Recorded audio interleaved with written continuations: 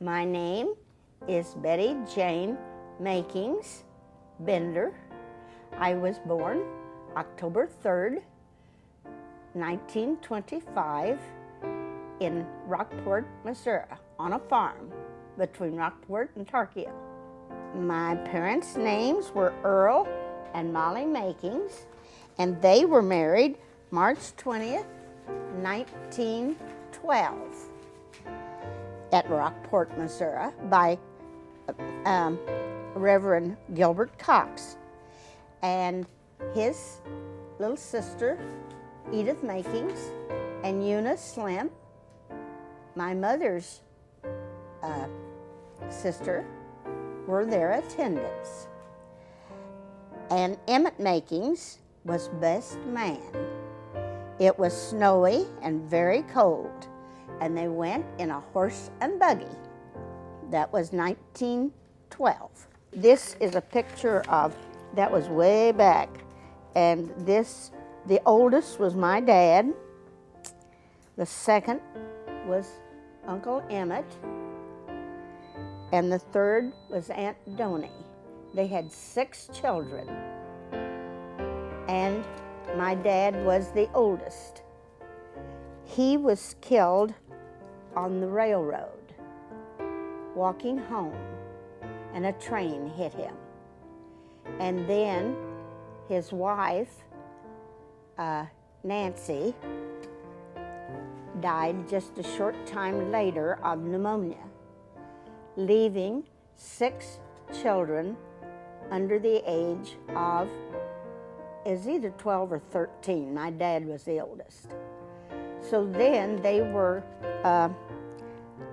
I believe it was Uncle Tom King that was given guardianship of the children. My parents, as I said, were married in Rockport, and of course it was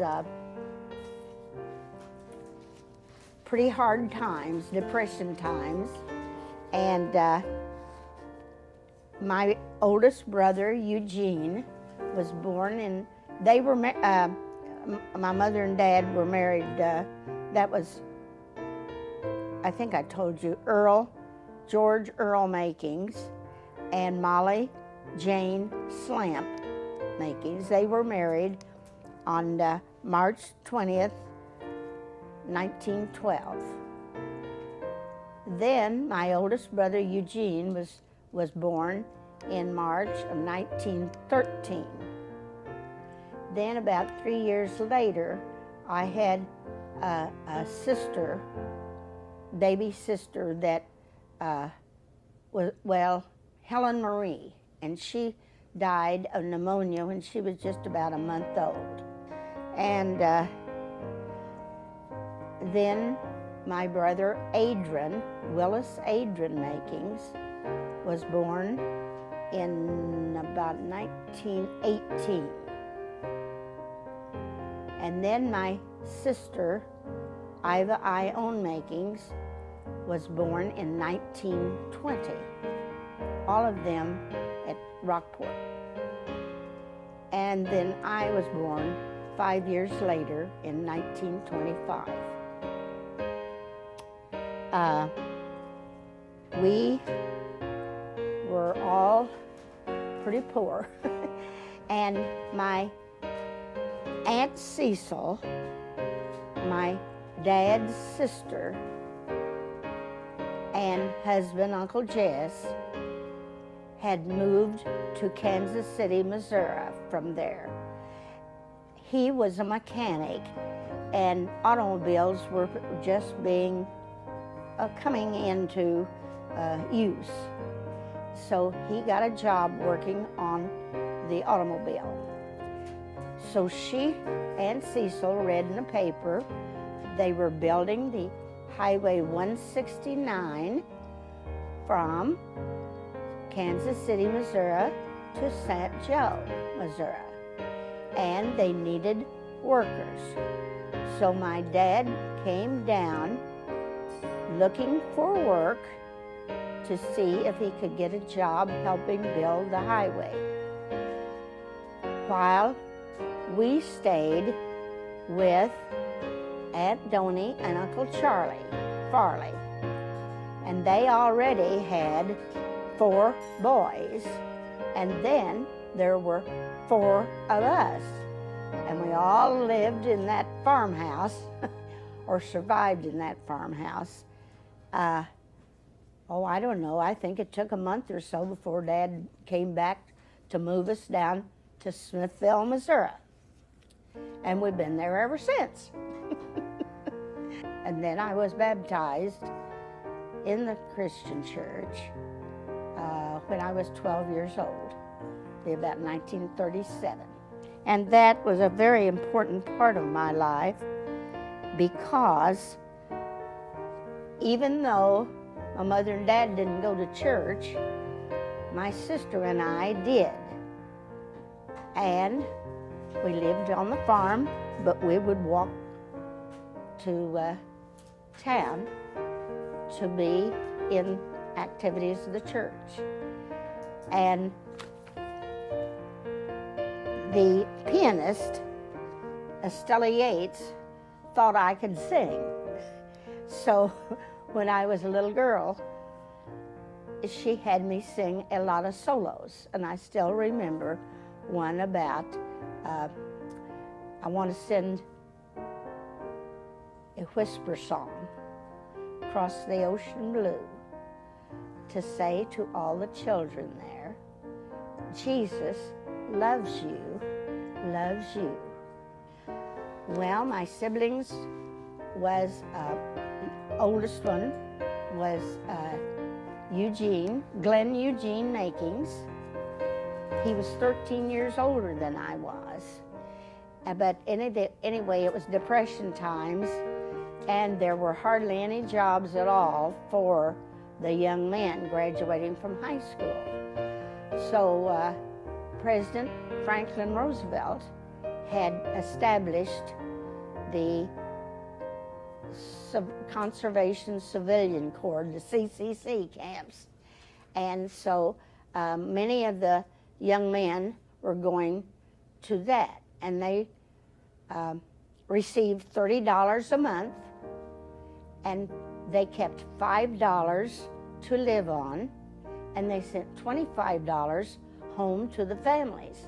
And that's mostly what we lived on. My dad bought a sack of flour, sack of sugar, sack of beans, and then whatever else we could work, and that's what we lived on, which helped till after we got out of the Depression. In the wintertime, we all made our own playtimes, and I can remember my brothers, when Little Platte River would freeze over, they would play hockey, because they'd just get a rock and then they'd get a stick, and they played, but they had lots of fun. And then they had marble games, and they'd have marble tournaments, and that was fun. And when I remember Eugene, when he was in high school, they had an old tar paper gym, but the boys played basketball, and they had lots of fun, and they had lots of friends. But they sometimes were kind of bad at Halloween, because I know one year Eugene and some of his friends did help bring the outhouse down the middle of Smithville.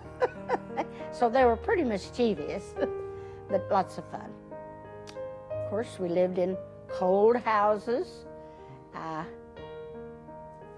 Should I go on? When I started to school, we lived out in the country, and we walked to school, except in the wintertime. Adrian and Ione and I all rode a horse. And then when we got to Smithville, there was a barn, and he tied up the horse in the barn until we got out of school, and then we could ride it home. But that was only in the wintertime. The rest of the time, we walked, and it was mud roads.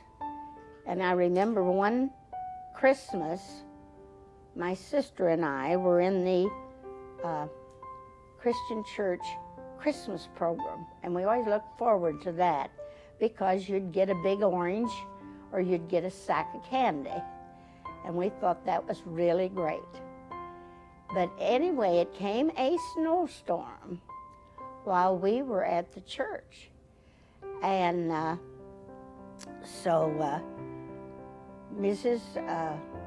this was Mrs. Eddie Yates. That was a friend of Ione's, her mother, said, "You all are not going to try to go home in this snowstorm. You're going to stay home with us." And so someone said, "Well, wouldn't your parents be worried? Couldn't you call them?" Well, we had no telephones. They knew someone at the church would take care of us, and they did. The next day, after the snow was stopped and sun was shining, then we walked home. That's why the church has always had a very special place in my heart. I grew up there. Even though we were poor, but we moved back to town in about, I think when I was about 7 years old. And we lived in a house that was right across from the lumber yard. And as I said, my siblings were all much older than I was, so I was kind of lonesome, and I'd play out in the yard. Well, soon it was my best friend to be, Charlene Major, who lived with her grandparents, Charlie and Elizabeth Sheehan, and he was mayor of Smithville. Well, she would come over to the lumber yard because her dad and Uncle Orrin Major were the owners of the Major Lumber Company. Well, she'd come over to see her dad, but she was lonely all by herself. So when she saw me out in the yard, she came over, and we got to be very, very dear friends. And we stayed friends for many years. We played in the sand pile, and then her dad would give her a nickel or a dime to go to the drugstore. But they were always so good to me because they would give me also a nickel or a dime, and we could go get an ice cream cone or a Coca-Cola. We had what you called a little rhythm band. And this is a picture of Charlene, my best friend. And then this is me way over here next to the end. And I was always one of the shortest ones, so I was usually on the end. But we played over the radio in 1933. And oh, we were so thrilled. Yeah, it has the date on it. June 11th, 1933. And I played sticks, I believe, and then we had tambourines, and we had triangles, and well, anyway, and then some played the drum. But it was very meaningful. We had a good time. There were they had sometimes bread lines. Government would offer Spam, because really people were starving. And later on, my sister-in-law's dad had a store downtown, and he was a very nice fellow. And so a lot of the customers would buy groceries, but then they didn't have money to pay for them, so they'd put it on account. And Mr. Hamilton was so kind. He didn't have the heart, because he knew the kids were hungry, that then they couldn't pay their bill. And so eventually I think he had to close his store. But, well, people though kind of banded together. When you say the Depression, we were all poor, but only like the druggist or the banker, or a few lawyer really were affluent. But the rest of us in the town were poor and modest means. I wore almost all hand-me-downs, and we wore skirts made from feed sacks, but we didn't mind because everybody else had a feed sack skirt too. And we pretty much enjoyed our childhood though. We played games, and your neighbors, you didn't even lock your doors because people were honest, and if you needed help, your neighbors would help you. I'm saying like Mr. Shin, we didn't have any money, but Charlene did, they did. But that didn't mean anything. They had a nice car. They'd take me when they took her. And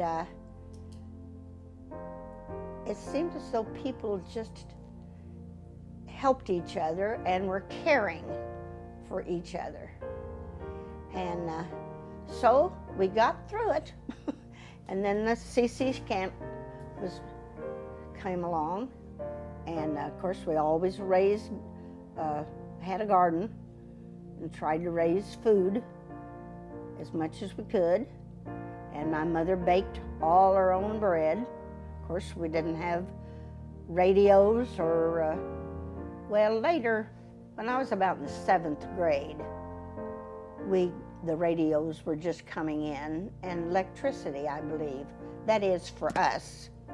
Now, I think downtown, like in Charlene's house, they had, because I remember thinking, oh, they have a gas stove, and they had a bathroom indoors. And I thought, they must have lots of money.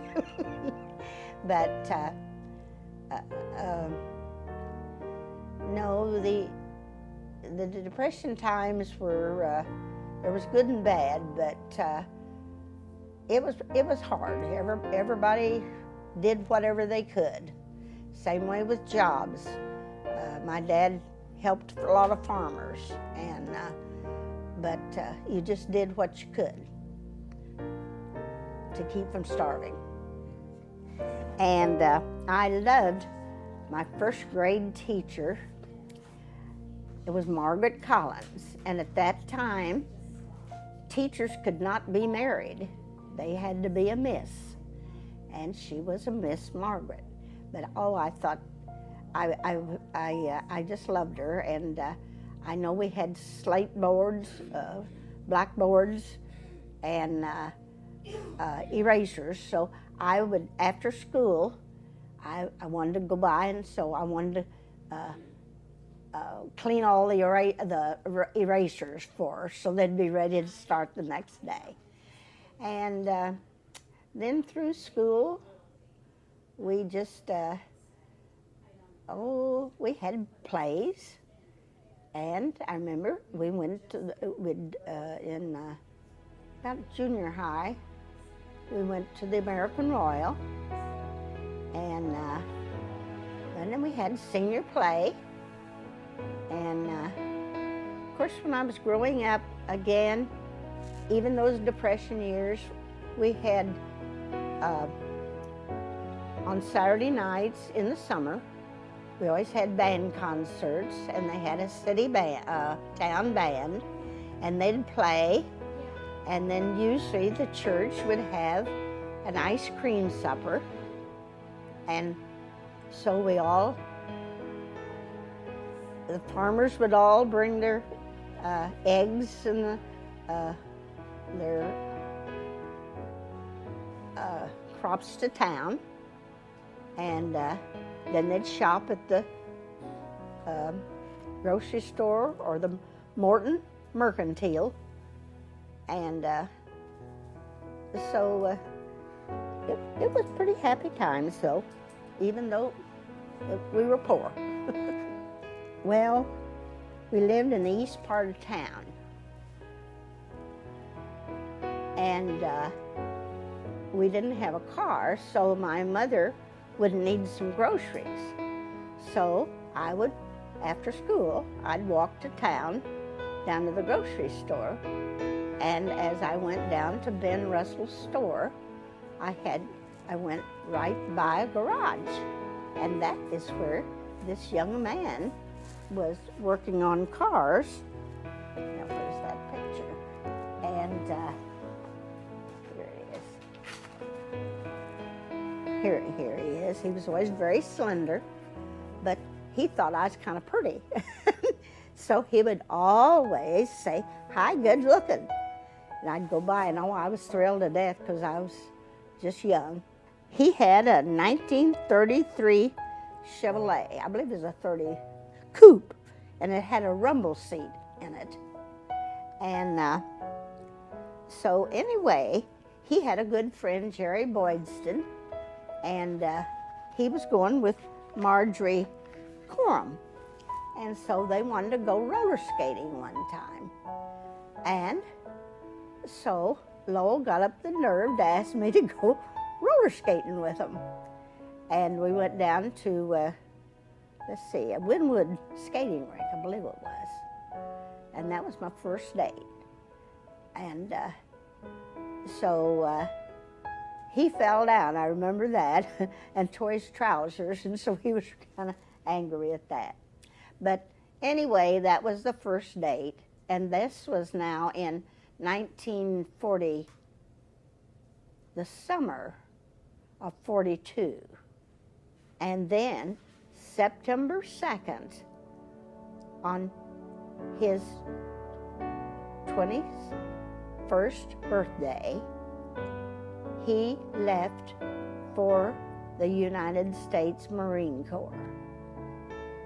The draft was on for World War II, and he knew he'd be drafted, so he joined the Marines. And he said, I remember him saying on his 21st birthday, he was on the train headed to San Diego, California. And I think he was going across Colorado, and I can't think where, well, anyway, so he was in training in boot camp in San Diego, and he wrote me letters and then went overseas. And of course it was war times, so you had to be very cautious what you wrote in a letter because they were censored. Well, as I said, Lowell was very faithful in writing to me, but then he had to be cautious. He couldn't tell me, oh yes, this is a picture of him as a Marine, and then this is his brother, William W.B., and he was a pilot.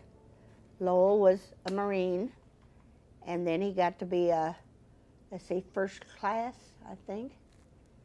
And he was sent to the Pacific.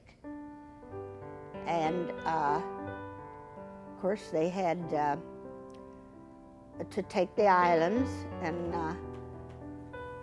he couldn't really tell us till he got home, but I think he was in the Marshall Islands.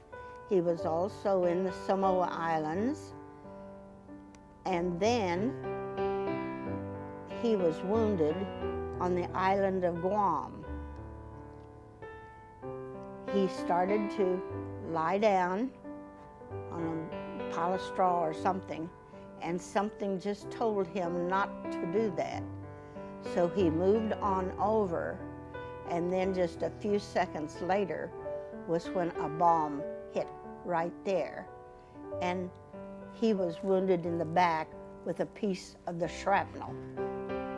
And so then he was in the hospital, I think in New Caledonia or somewhere there. And then later, he was sent to Balboa Park Hospital in San Diego. He was brought back to the States, and that was in 1942. So anyway, a couple from Smithville lived out in San Diego, and it was Horace and Jean Jones. And so they said I'd be welcome to stay with them if I could come.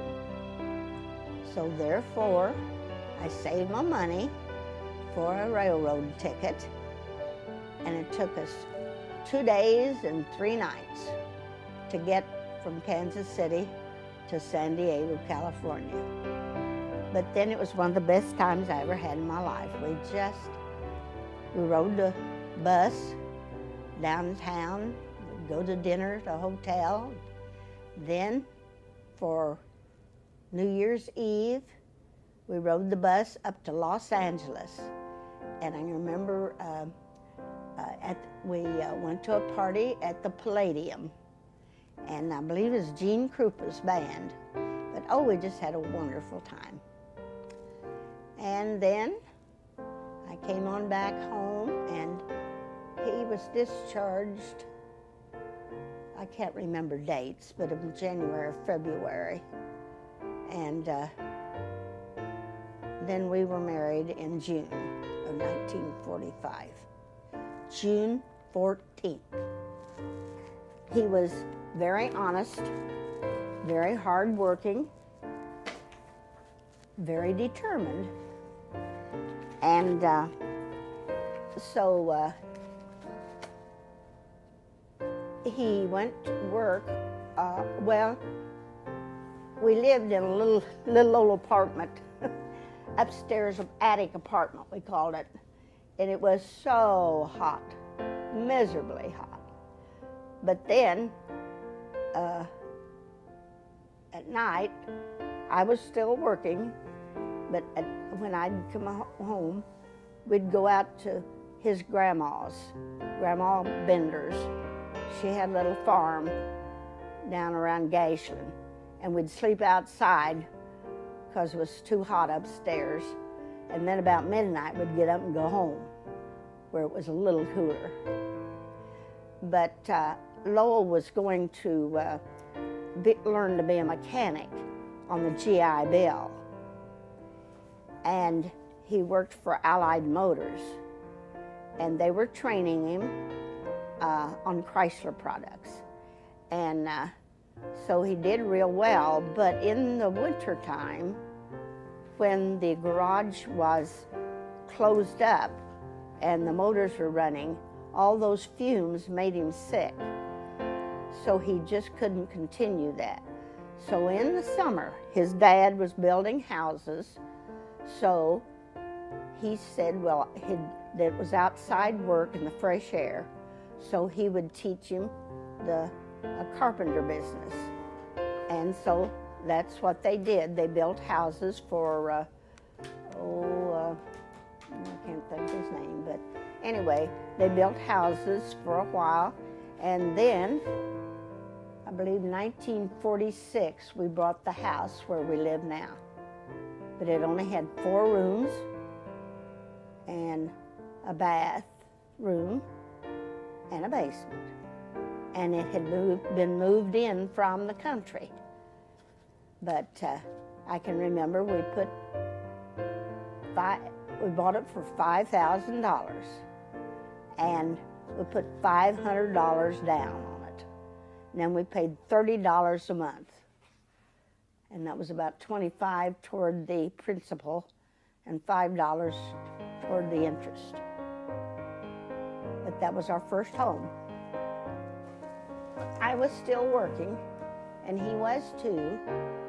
And I found out I was pregnant in,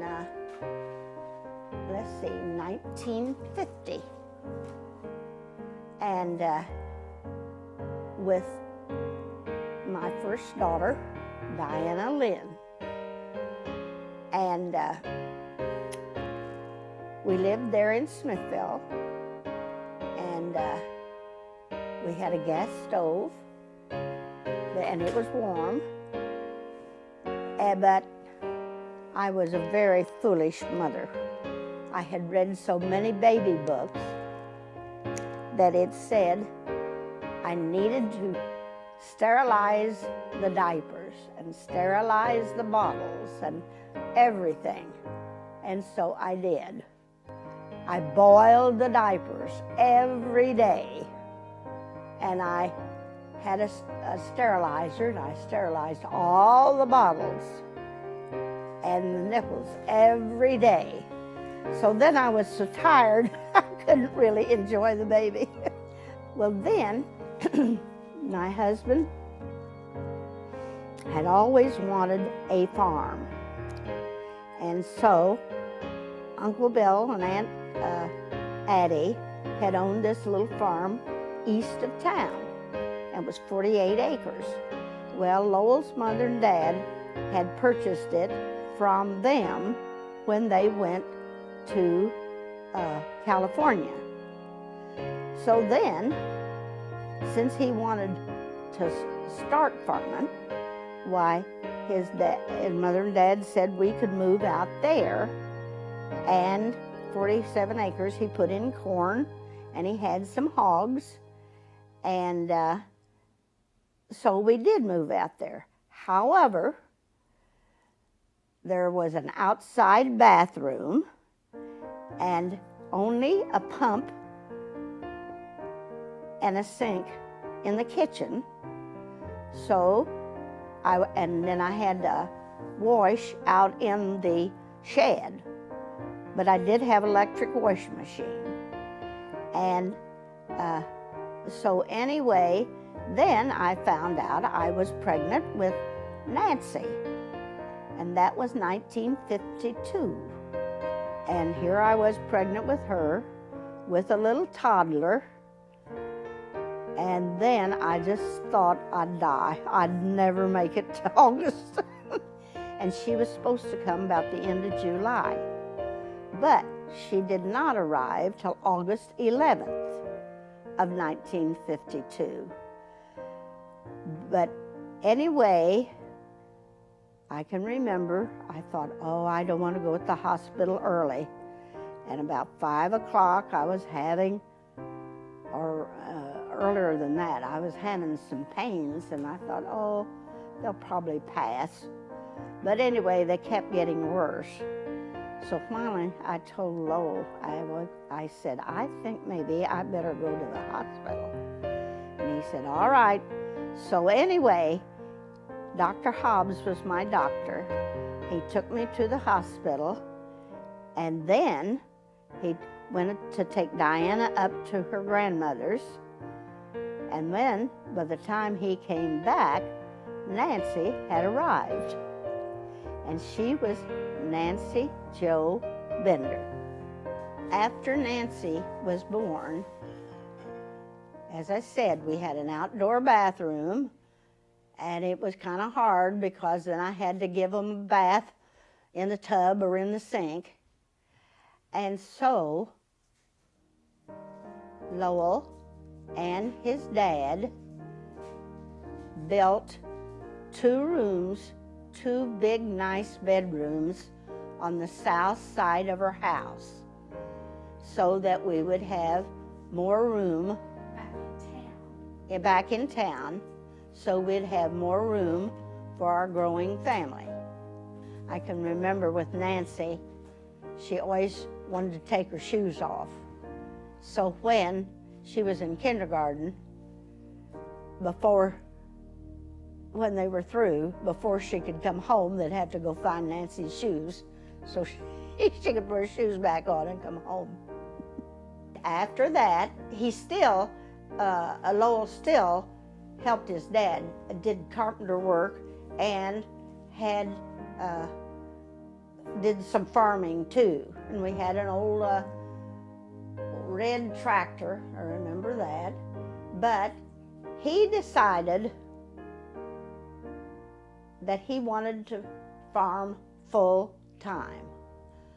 Well, I just couldn't go along with it because we had to borrow money to start. We didn't have the land or anything, but I was just sure that we'd starve to death because we borrowed money to live on, to get started, to buy some machinery. And then I found out I was pregnant with Debbie. I thought, oh, this poor little baby will freeze to death because there was no insulation on the farmhouse and the windows were not with any storm sash, and I just knew we'd freeze. Well, long story short, we moved out. The house was a mess, so we had to paint and paper and clean it up as best we could. But it did have a bathroom, and it had 2 bedrooms and a dining room. But we had an oil heater in the kitchen, and we had a coal stove in the living room. Well, if you'd get very far away from the stove, you'd freeze. So I remember we put Debbie's cradle in the dining room because that was the middle of the house, and it was about the warmest because we got heat from the kitchen, we got heat from the living room. And so anyway, when we moved out there, my brother and sister-in-law had bought the farm about half a mile up KK Road, where my nephew Phil now farms. And I was going to have them for supper because they were moving and I knew they did not have a stove hooked up. So therefore, I'd invited them for supper. Well, my husband and his dad were working down at the Christian church, closing in the balcony for a nursery for the little ones. So then I thought, I don't feel very good. I'd baked a pie. I remember that. I'd baked a custard pie. And I thought, ooh, maybe I better see the doctor. So I called Lowell at the Christian church. He came home and took me to the doctor. And Dr. Hobbs, I remember him saying, well, you're not going to cook supper for anybody tonight. You're going to the hospital.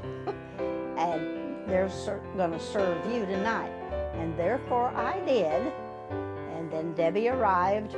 I can't remember just what time, but that at a very short time. So I always told Helen and Eugene they got cheated out of their supper because Debbie arrived. But anyway, we lived out there, and Lowell worked very, very hard, but he was very happy. And he bought a stock truck to haul cattle and hogs for many of the farmers, which he loved, talking to all of them, and it was a cash income for us to buy groceries on. It was on a Sunday morning. I think we were getting ready to go to church. And we heard that the Japanese had bombed Pearl Harbor and sunk, what was that, about 3,000 or 3,000 sailors and soldiers had died. And I remember thinking, well, the Japanese ambassador, or anyway, was in Washington, D.C. talking peace with President Roosevelt. And then here they bombed us while he was talking peace. And but I do remember when President Roosevelt died. I was on an elevator. I'd been working, and I was on an elevator at work, going down when somebody said, "Oh, did you hear the news?" And I just remember being shocked, completely shocked. And we had lost some money on some cattle, and I said, somebody's got to go to work with a steady income. And so I thought, well, nobody will hire me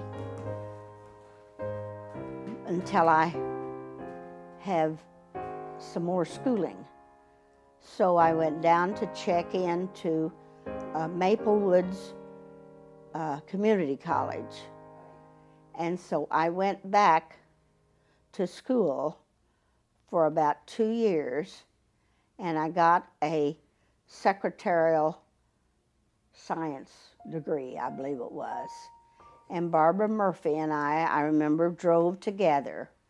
But I enjoyed it. I enjoyed the students, and I had to work very, very hard, especially in history, because I couldn't remember all the details. And I'd come home, and after we'd had a lesson, well, then I'd type out a lot of the facts so I could remember it. And, it was really one of the very best moves I ever made. I graduated and with an associate's degree, and then I went to work, well, for Southwestern Bell Telephone in North Kansas City. So then I did work for them 17 years, and then I had a heart attack in 1996. That's it, 96. And I tried to, well, I was in the hospital for quite a long time, but that changed my life, because then I had to, if I wanted to live, I had to change my way of living. And I did not eat a lot of red meat or a lot of fats. And then I had to exercise. They told me exercise and diet. And when I came home from the hospital, I was so weak I couldn't hardly even lift my hands. And I went to rehab and got on a treadmill. They said, "You can do it." And I said, "No, I cannot. I haven't got enough energy." "Yes, you can." So they helped me up on that treadmill, and I went for just a few minutes. Then the next day I had to come back, and I went for a few minutes longer. Till you just keep building up. Finally, I got a little more strength. I tried to go back to work, but then let's see, what did I do? They had to call an ambulance. And I went to North Kansas City Hospital, so that was into my working career. Oh yes, the lake condemned and took the little farm that we had purchased from his mother and dad. And then you had to reinvest that money in land, or you'd pay all that tax on it. So we bought the north 80 acres from at northwest of town from Clyde Collier. And so we farmed that, and then, I don't know my years, but then Lowell got into poor health. He ran the stock truck as long as he could, and then we had cattle. I remember I had to have the neighbor boy help me, and we went out to feed the cattle, but no longer could we take care of that. So we moved back to town to 409 Maple, and let's see, then he really had poor health from then on, if I remember right. And he finally he was in a wheelchair. And he went to KU Hospital. And then Well, in 2005, he passed away. And then Michael, who was a wonderful person, helped me so much after Lowell died. But then he passed away, and that was one of the saddest moments of our lives. And we still miss him. It was better back then, the feeling of that people had with one another. There was much more of a, what would I say, brotherhood. Of course, the town was smaller and the school was smaller, but as a whole, there was more love and tolerance and, as I say, helping your neighbor. For instance, like our neighbor there in town, Virgil Connor, always raised popcorn. He had a little tract. And then he got sick, and he could not harvest it. So Lowell, who lived on this side, and Dan Coleman, who lived across the street, and Fred Jones, who was a friend, all got together, gathered the corn, sold it, and did everything that Virgil would have done, and gave it to his widow. It was just a matter of helping each other. And of course, a lot of the farmers always did that. When we first moved out on KK, why, Mr. French, Mr. Ballinger, and Lowell, they all worked together, putting up hay, and there was more of a, I wouldn't say more, but more of a work ethic in a different way. And seems like now, as prosperity has come, there is more just love of money rather than the helping of people. I mean, that's just my opinion. Truly, I appreciate a furnace, a warm house. Now you say something I appreciate. Well, I appreciate my family very, very much. And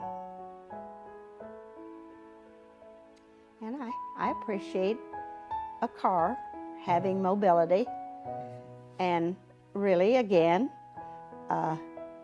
Social Security, which I hope sincerely will not be done away with, for I think it's one of the best programs that was ever created. Back when Debbie was in Richmond, Virginia, and she had that, was that Frank, that old car that we had, and their only source of entertainment was they could get enough money for gas to take some side trips. Well, anyway, when her internship was over, she was going to drive back home. And I remember praying, oh Lord, please help that car to make it from Virginia to Missouri and not break down some way halfway in between, because how in the world would I get her? Anyway, when she got back, I think to the, where was she? Someplace in Missouri, she called me. And I thought then, oh good Lord, you've answered our prayer. At least she's in the state of Missouri. That's just one instance that I think of. And there's many more. Well, the invention that I think is really most, that has impacted my life was the coming of electricity, because growing up, we didn't have radios, we did not have TV, and when we curled our hair, We had kerosene lamps, and we studied by kerosene lamps. And then if you curled your hair, you'd put a curling iron on the chimney to get it hot. You'd have to be careful that it wasn't too hot to burn your hair, but then that would curl. You could curl your hair with that curling iron. The same way with ironing a shirt. My mother had to use irons on a wood stove and get them the right temperature to iron my brother's white shirts. And I just marveled at how she could iron them without scorching them and getting them the right temperature, but she did. And then I think the electricity, and of course then getting a furnace, because as I said, we lived in so many cold houses that I'd go to bed cold and I'd wake up cold. And all of my children, I am so proud, all of my children and all of my grandchildren have graduated from college, from high school and then from college. And I have one with a doctor's degree and two with a master's degree and one that's working on a master's degree. My oldest granddaughter, Michelle, was so sweet. She decided to be, I think as a journalist, that journeyman. And she went to Tanzania, Africa, to work with the people there and help evangelize and work with the missionaries. And she did. She was there for 3.5 years, and she did a lot of good work, and she lived with the natives. She said they were a happy group, though. They did not have much money. They didn't have much, but if you had been in a church service and they had anything at all, they'd invite you to come home to lunch and share it with them. But then I thought, oh, just keep her safe. But I'm proud of all of my 7 grandchildren, every one of them, every one of them. Ryan is a salesman. He works for, well, I can't tell you the name of it, but they make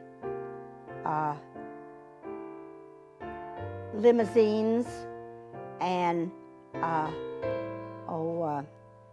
hearses for the mortuaries.